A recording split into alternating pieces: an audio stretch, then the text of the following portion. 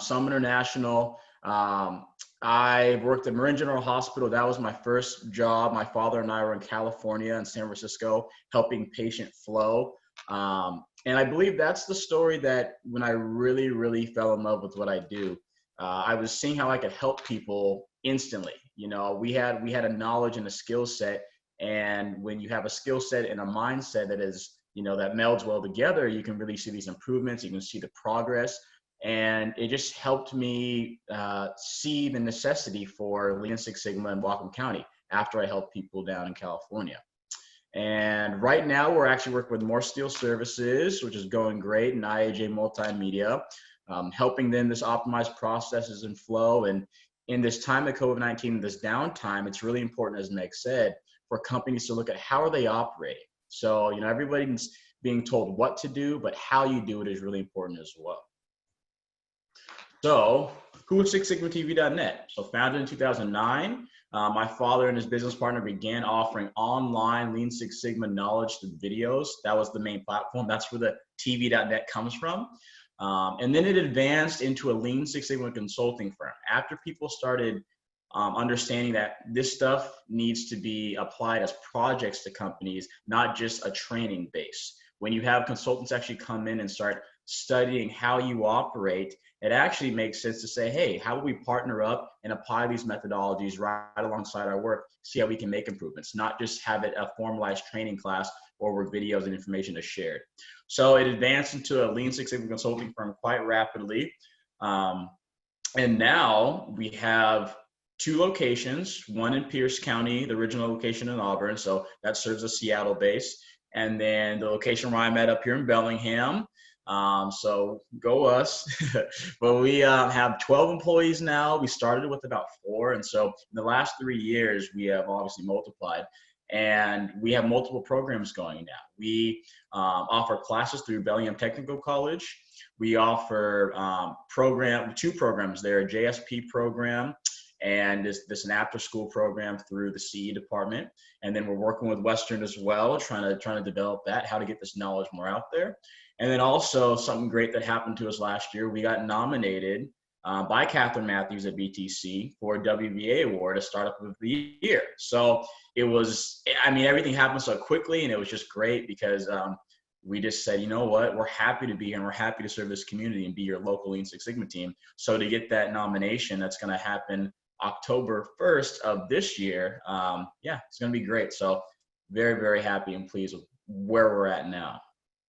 So here's just a little background. What is Lean and Six Sigma? Lean and Six Sigma has been around for 60 years in various forms. I don't have to read all the bullet points, but in short, Lean and Six Sigma focuses on improving quality by eliminating waste in your processes, and Six Sigma is the variation in your process. So Lean focuses on it by eliminating your waste.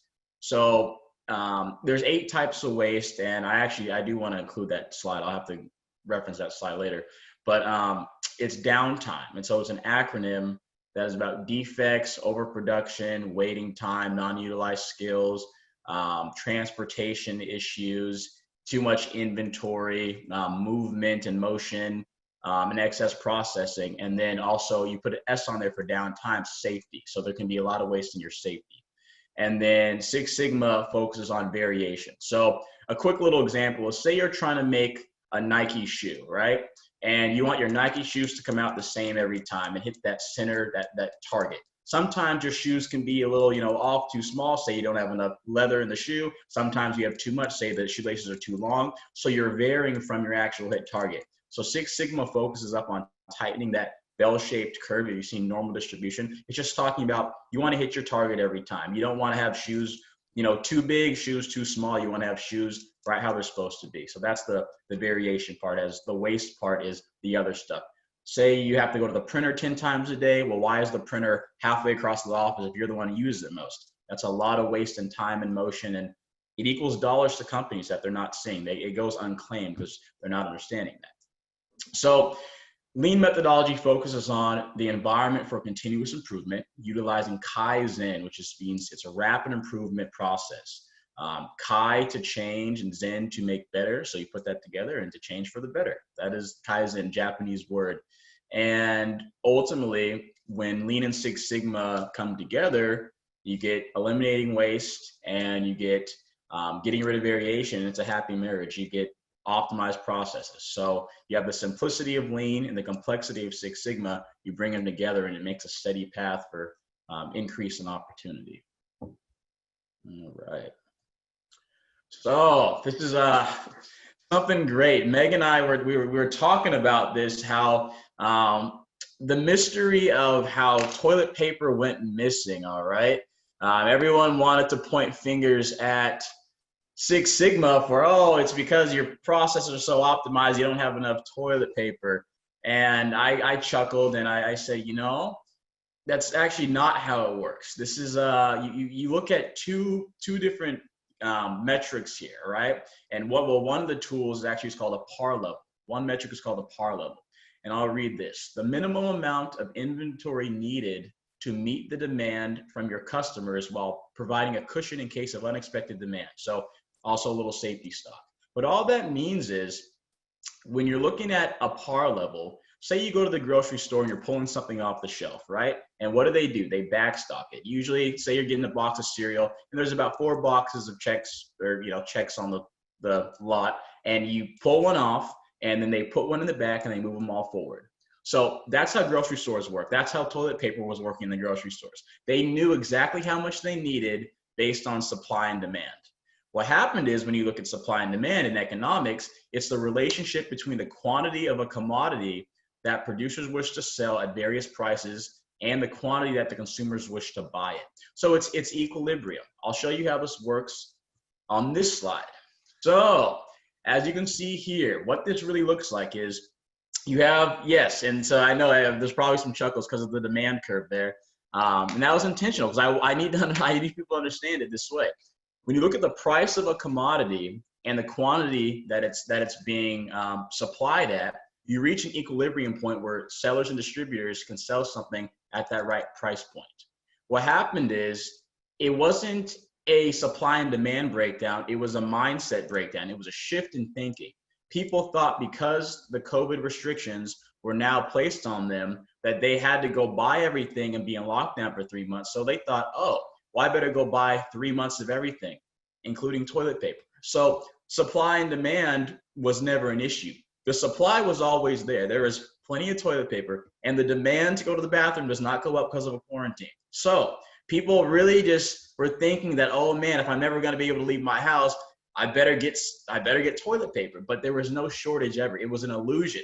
If you have a Hagen down the street here that has 40 12-roll packs, and enough people buy that in the day and they restock the shelves in the next day or so, what happens is, if one person who was only supposed to buy one of those rolls, one of those stocks, buys 5, and then everybody else buys 5, well, you deplete your supply quicker because the demand goes up.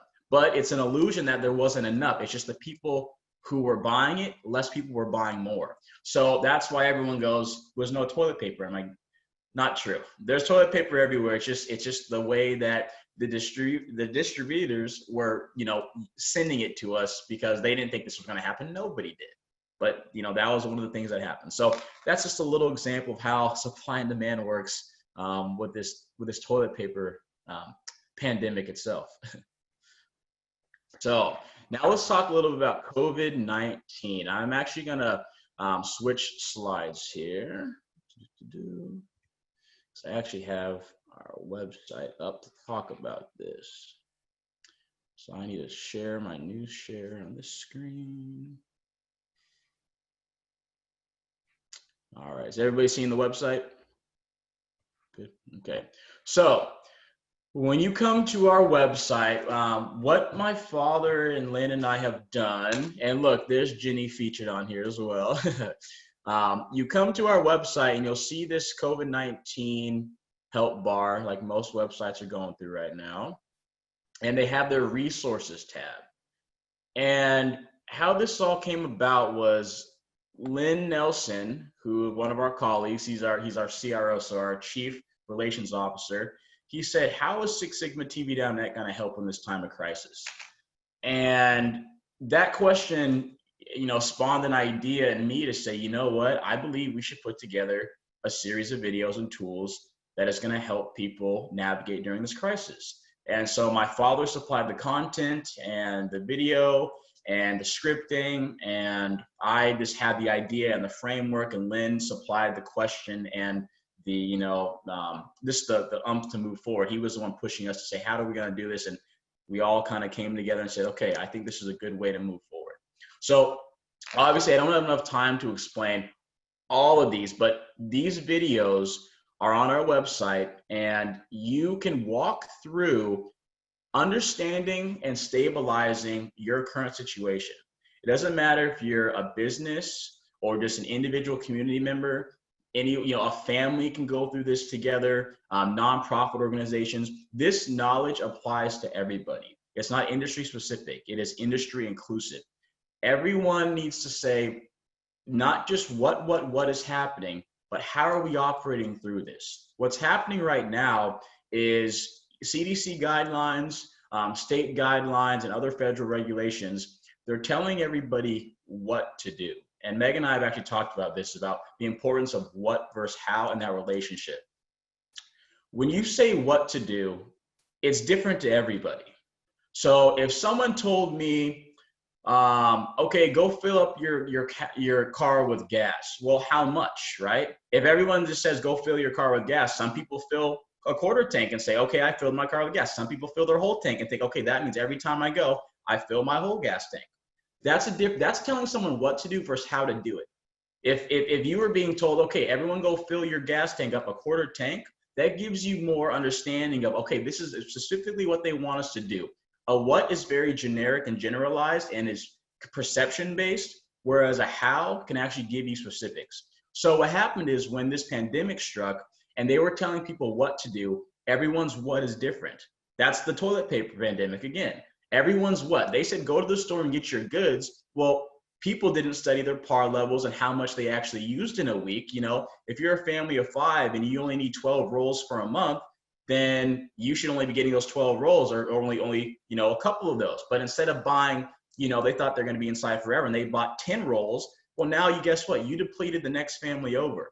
That's what happens. And so that's what's happening when they're not specific about how to do things. And I feel like, I don't want to say it's, it's a legal liability, but sometimes it is to them, because if they say, hey, well, we told them exactly what to do and it didn't work, well, then, they don't want the egg on their face.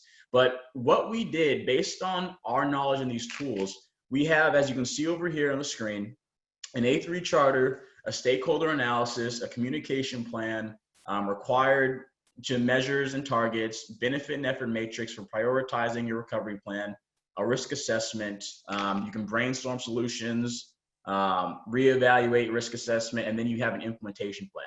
So these are 10 comprehensive tools that my dad and I and Lynn put in order so people can simply say, take all this chaos and calm it down. Right now, everyone feels like they're in a tailspin. As Lynn likes to say, stop the bed from spinning. Put your foot down, stop from spinning. All right. So this allows you to say, what is our current situation?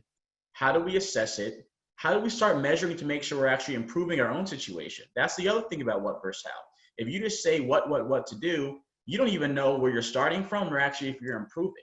If you're trying to stay safer, if you're trying to reopen your business, if you want your family and kids safe, and you want our government needs to stay safe, these comprehensive tools lay out a roadmap that doesn't allow you to skip any steps. And there's checks and balances.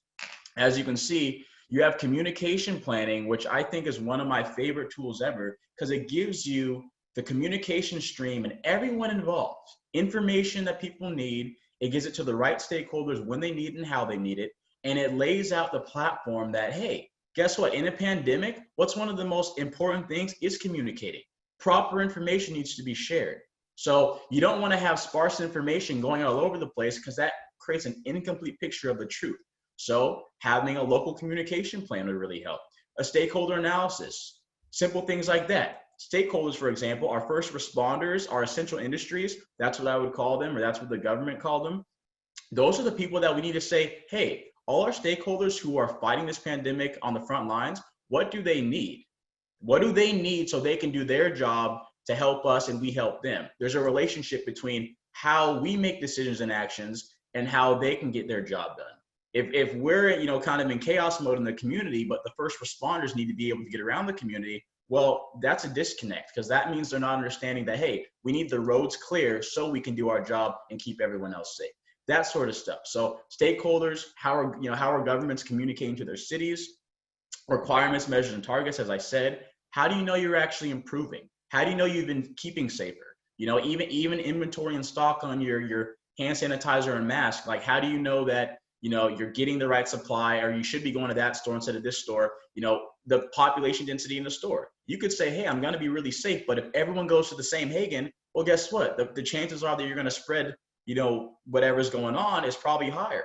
So there's different sorts of things to look at to say, maybe 500 of us should go to this Hagen, 500 should go to that Hagen, 500 go to that Hagen. Not everyone come to, you know, the Barclay Hagen and have 2,000, as now you've concentrated the possibility of catching, you know, whatever's going around. So that's the type of stuff that these tools help you look at and study and understand, as well as a really important one that we kind of started with right here is risk assessment. Assessing your risk. When you take an action, what is the possibility that, you know, things are going to go right or wrong? And what are all the parameters around that? You know, it's like saying how many times you leave your house, what's the chance you're going to get in a little fender bender, right? It's that sort of stuff. You risk assess. How many times are you going to get a hot cup of coffee, and how many times do you spill it on yourself? There's so many things that, you know, those are just little examples, but this can really, really, really help you break it down into digestible information. What's happening right now is we have spaghetti on the wall, and it needs to be cleared off so we can say, what is the truth around our situation? And locally, like I said, locally, it will really, really help you understand if you say, hey, what does Whatcom County need, and how are we operating and moving forward? So let's see what else. And then an implementation plan, a very, very important thing. As you move through the Lean and Six Sigma methodology, this is kind of a different subset, but there's a process called the DMAIC process. So that stands for define, measure, analyze, improve, and control. DMAIC process. And that is the process that you move through to study through projects. That's what we teach our methodology through. And that's just the way that Lean and Six Sigma is conducted. So when you follow this, you're also going to be following and learning the methodology of the DMAIC. So you make sure that you define your problems and issues, you're measuring your baseline and your outcomes, you're analyzing the truth, you're analyzing what is truly going on, not perception, but with data, metrics, and facts. Then you're making those improvements, and then you're controlling them. The relationship between improving and controlling is important, because if you don't control your outcomes and your goal sets and you're hitting your targets, then you could possibly slip right down into where you were if there's no control measures around keeping those improvements in place. If you're trying to be safer, of course you want to make sure if you get safer, you want to stay safe. So that's what the control aspect is for. Sometimes people jump D to C, they want to define something and go control it.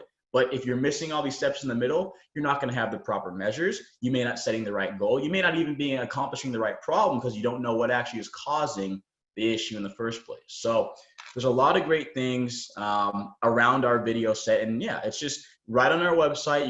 You click our toolbar, and that's kind of an overview. So I hope that's enough information for the time that we have. But these videos are about 5 to 10 minutes long.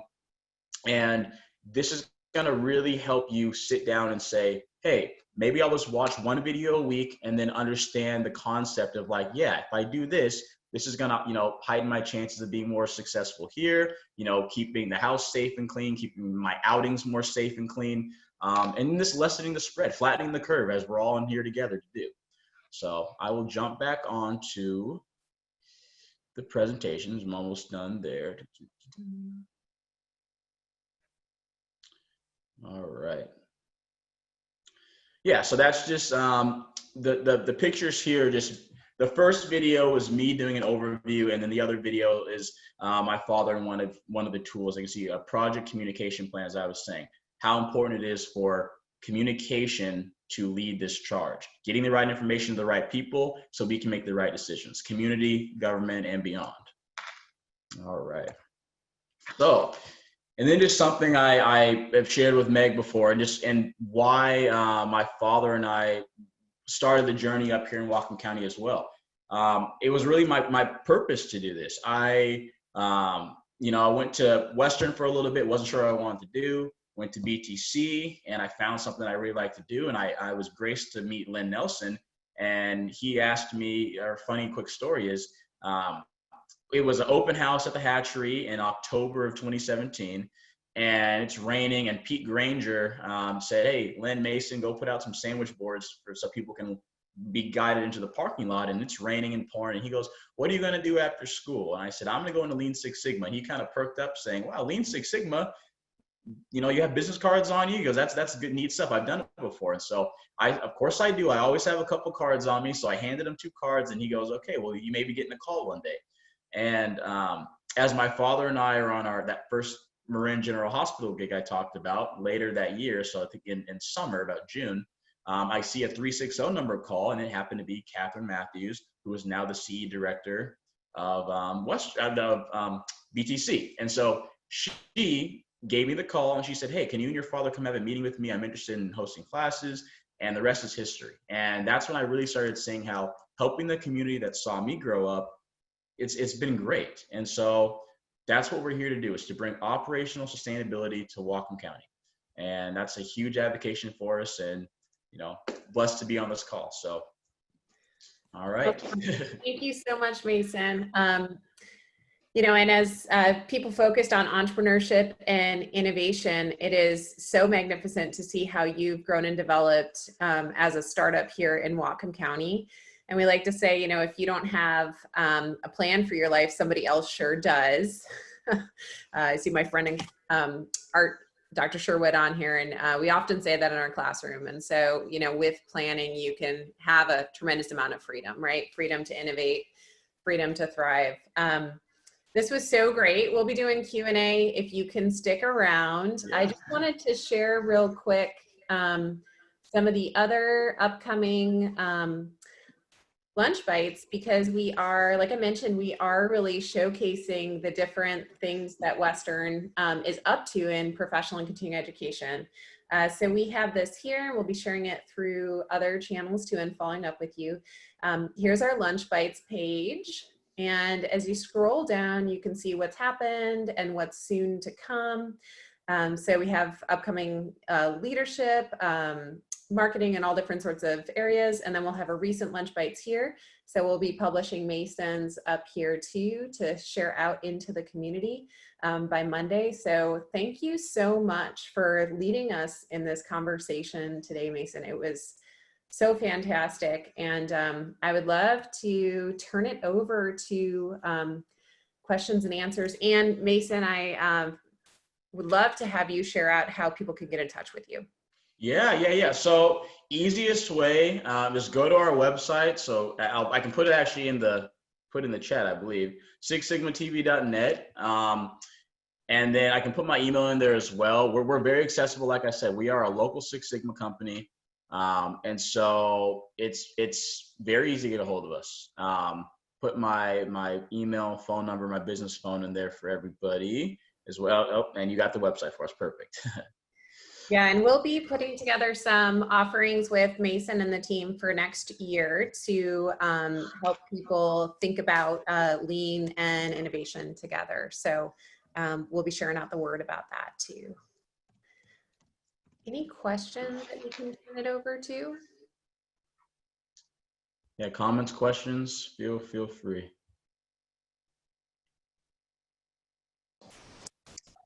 I have a quick question. Mason, Art Sherwood here. How you doing, sir? Really well. Really super presentation. I look forward to digging into your videos. So if a small team, whether it be a university team or a business team, were to say, I'm going to dig into this and we're going to start this process of thinking this way, what would be just some initial first, second, or third steps to get the whole thing going for the team that you might recommend?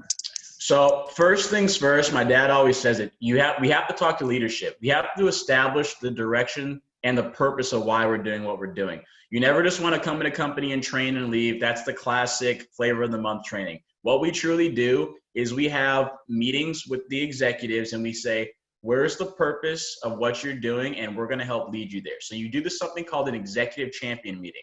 Usually takes 4 to 8 hours, and you have obviously consecutive meetings with, leadership throughout the program. Next, you want to establish something called KPIs, or key performance indicators. That's telling you how you are operating towards that purpose of your, your organization, your business, or what it is. That's a metric you can measure to. For example, if I say we want to improve revenue by $1 million, say something just, this is a metric you can hit.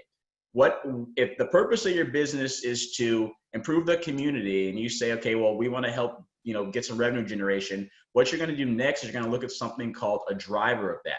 What drives that connection of the revenue and the community effort? So you'd say something like, how do we get involved in the school district and help them, help get classes out to people for this knowledge?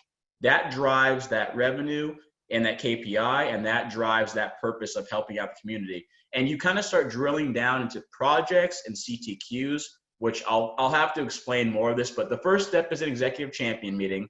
The next step is establishing who needs to be involved in this transformation. If you have a team of 100 and you say, hey, the first wave through, we want to look at like 20 people to go through a methodology and maybe improve like one division of the business, that's the next step. Leadership, talk about who needs to be involved as the employee base. And next is starting the training. So the methodology starts getting transferred, and we help them work through projects. So then you start creating something called momentum. Once you have leadership on board, once you have who and the purpose, decided, and you have people that are working on real-time projects, simple things at the beginning. Obviously, you want to bring something called low-hanging fruit. You don't want to bite off more than you can chew. You want to bring in some projects that will help you, decide how they need to be, prioritized. And then you have your team attack those, get reclaim on whatever it is, revenue, morale, boost employee empowerment, whatever those other, soft saves we call are. And that helps you build momentum. And then that will allow you to transfer in either other divisions in your business, grow that team, establish infrastructure, create an internal lean team. And it all starts becoming this organic process. But 1, 2, 3, executive leadership, and involve what people need to be involved. And then you start by building momentum with a sizable project, a scopable project. So hope that answers your question. Yeah, thanks much. Really great. Thank you so much. Well, have a wonderful rest of your Thursday.